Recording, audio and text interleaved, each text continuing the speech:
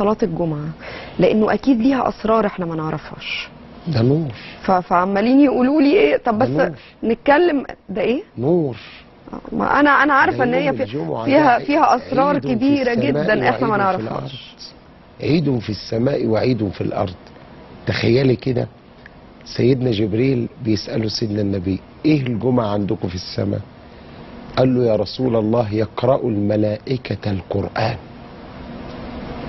وبعد انتهاء القراءة يقولون اللهم اغفر لكل من نظر اليوم في كتابك من أمة محمد. يا سلام. نظر مش أرى، نظر، بص، فتح، بص وعطف كده. فأقوم أنا أستعد لخطبة الملائكة، ويقوم أخي إسرافيل فيؤذن، ثم يقول اللهم اغفر لكل من أذن اليوم من أمة محمد. فأصعد خطيبا في الملائكة، ثم أقول اللهم اغفر لكل من خطب اليوم من أمة محمد.